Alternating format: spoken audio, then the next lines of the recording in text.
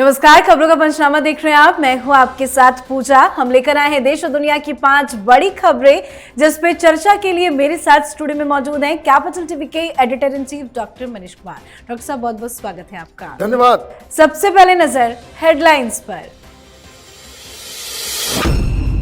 महाराष्ट्र दौरे पर पीएम मोदी, करोड़ों की दी सौगात। नासिक में किया रोड शो, कालाराम मंदिर में की पूजा अर्चना, साफ सफाई भी करते दिखे। युवाओं में भी भरा जोश। साथ ही सबसे बड़े समुद्री पुल अटल सेतु का किया उद्घाटन। राम मंदिर प्राण प्रतिष्ठा से पहले पीएम मोदी ने शुरू किया 11 दिन का विशेष अनुष्ठान। शेयर किया ऑडियो मैसेज, कहा मैं काफी भावुक हूं। इंडिया गठबंधन में सीट शेयरिंग को लेकर दरार। टीएमसी ने कांग्रेस के साथ सीट शेयरिंग पर चर्चा से किया इनकार, तो कांग्रेस और सपा की बैठक हुई कैंसिल। पश्चिम बंगाल में ईडी का फिर बड़ा एक्शन। नगरपालिका भर्ती घोटाले को लेकर मंत्री विधायक के घर ईडी रेड से मचा हड़कंप, तो वहीं कार्ति चिदम्बरम तीसरी बार ईडी के सामने हुए पेश। सुप्रीम कोर्ट का चुनाव आयुक्तों की नियुक्ति वाले नए कानून पर रोक लगाने से साफ इनकार। सुप्रीम कोर्ट ने केंद्र को जारी किया नोटिस। खबरों की शुरुआत में सबसे पहले बात पीएम मोदी के महाराष्ट्र दौरे की। आज हजारों करोड़ों की सौगात पीएम मोदी ने जनता को दी।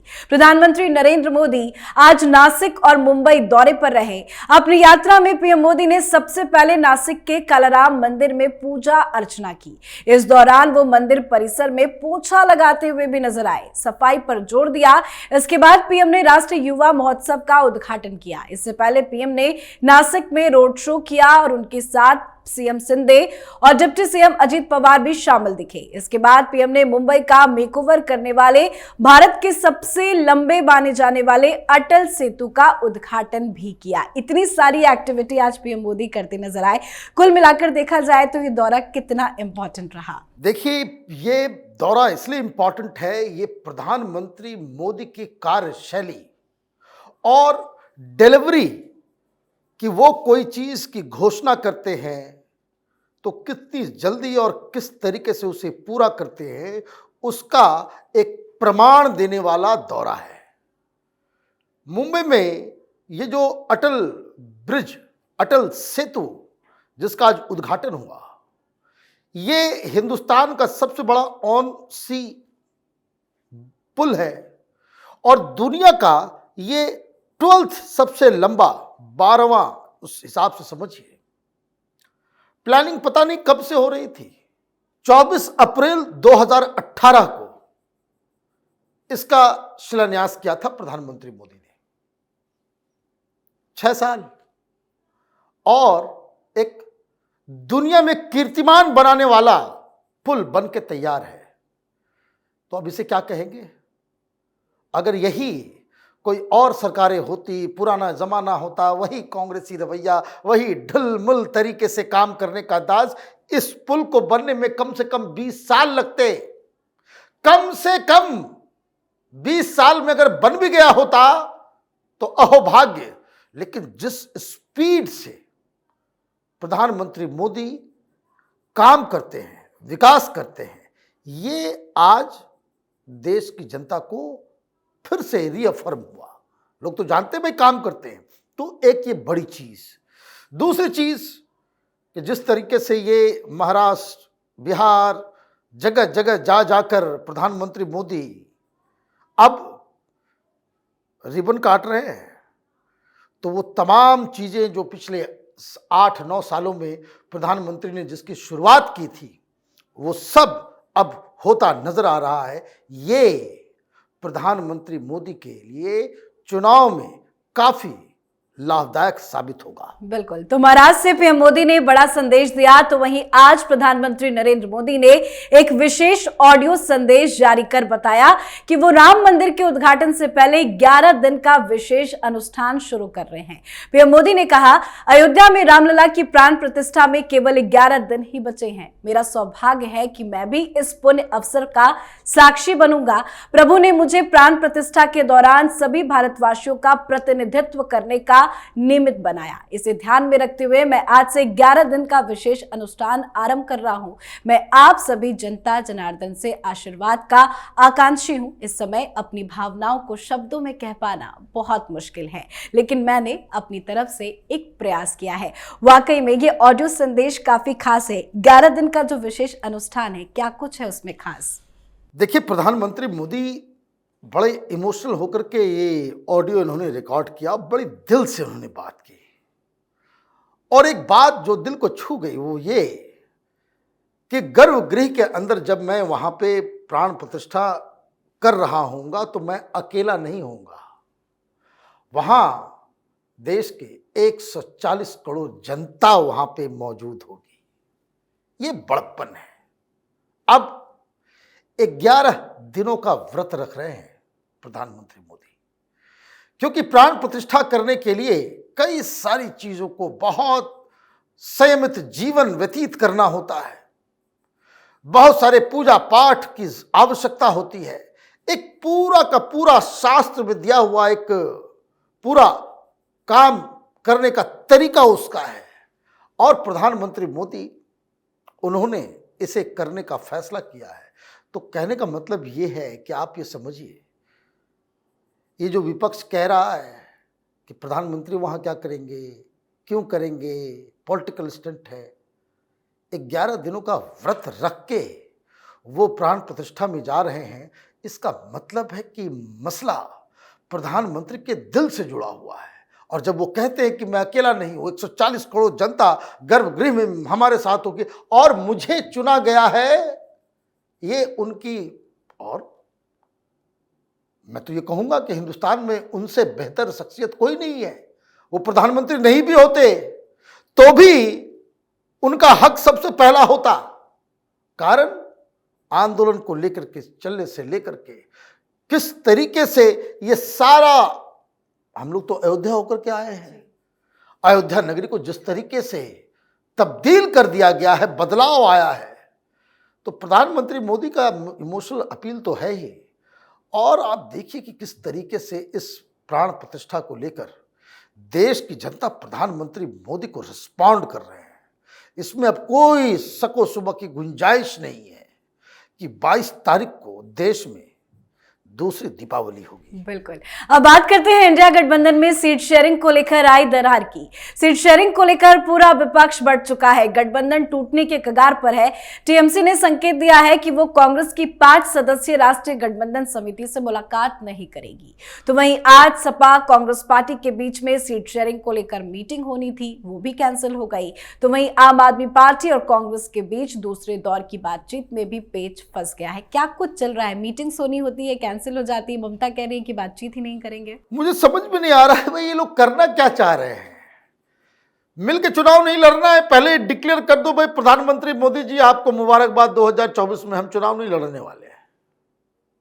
ये तो बिल्कुल आप वन साइडेड कॉन्टेस्ट हो 2024, उसकी तैयारी में जुटे हुए हो। सवेरे सवेरे ममता बनर्जी कहती हम नहीं बात करेंगे कांग्रेस पार्टी से। कौन है कांग्रेस पार्टी? हमने ऑफर दे दिया 2 सीट, लेना है लीजिए, नहीं तो जाइए। खबर आई थी केजरीवाल के साथ मीटिंग होनी है, शर्तें पहले ही रख दी गई तो शायद मीटिंग नहीं हुई। चोरी चोरी चुपके चुपके मीटिंग होनी थी समाजवादी पार्टी के साथ, वो भी कैंसिल। भाई क्या चक्कर है, क्यों हो रही है ये सब चीजें? तो बात बहुत साफ है, नेगोशिएशंस आगे नहीं बढ़ रहे हैं।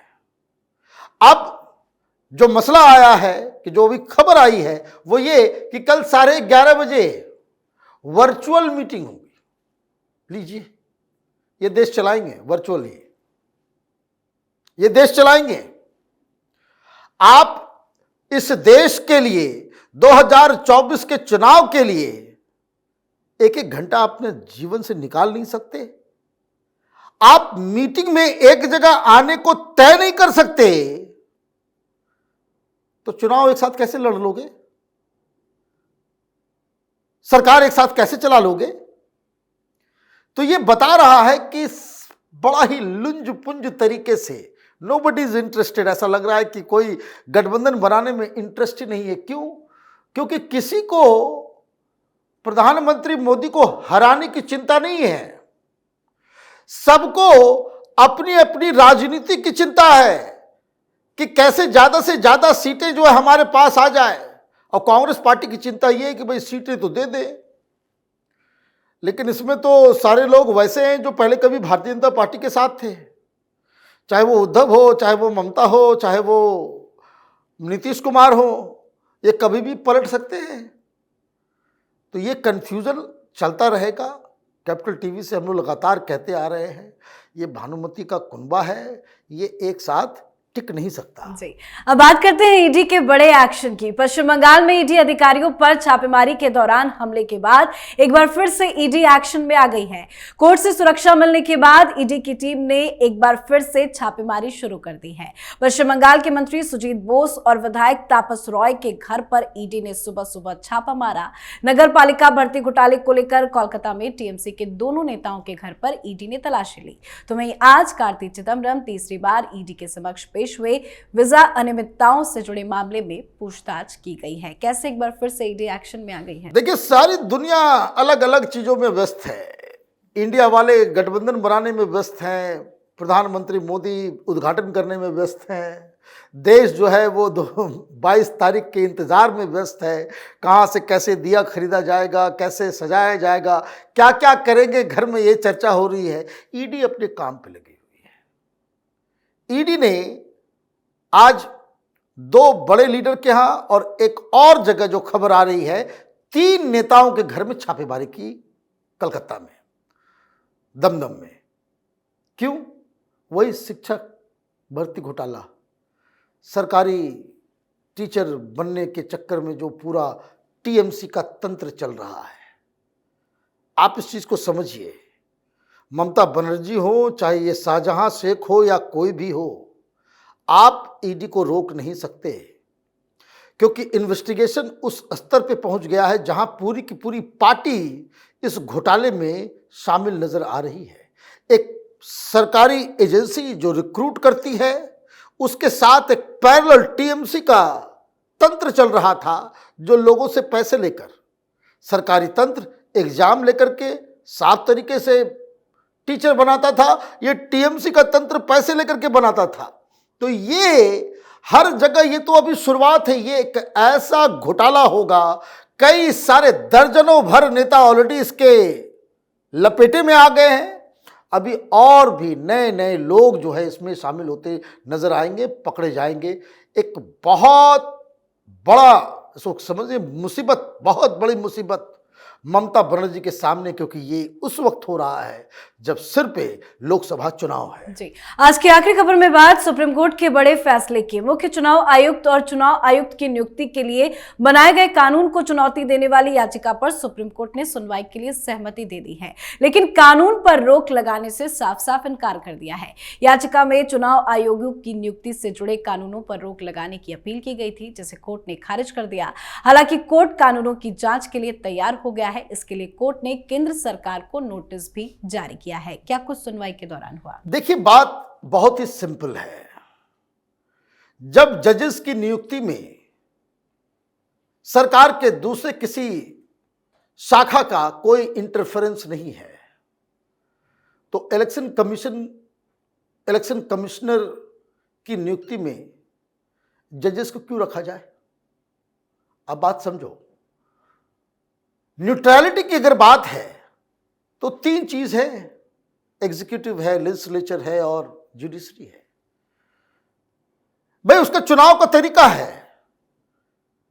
ये कॉलेजियम, ये दुनिया में अकेला हिंदुस्तान है जहां चीफ जस्टिस ऑफ इंडिया को जजेस ही चुनते हैं, सुप्रीम कोर्ट के जजेस को जजेस ही चुनते हैं। ये मापदंड आप जजेस के लिए रखेंगे तो बाकी जगह पे भी तो वही मापदंड लगेगा। तो फिर इलेक्शन कमीशन अपने में ही तय कर ले भाई, कुछ चीफ इलेक्शन कमिश्नर हो। ये एक कुरीति, और ये कुरीति इसलिए आई क्योंकि कमिटेड जुडिशरी, कि भाई हमारा पार्टी का झंडा ढोने वाला व्यक्ति सुप्रीम कोर्ट में जज बने, ये कांग्रेस कल्चर का नतीजा है।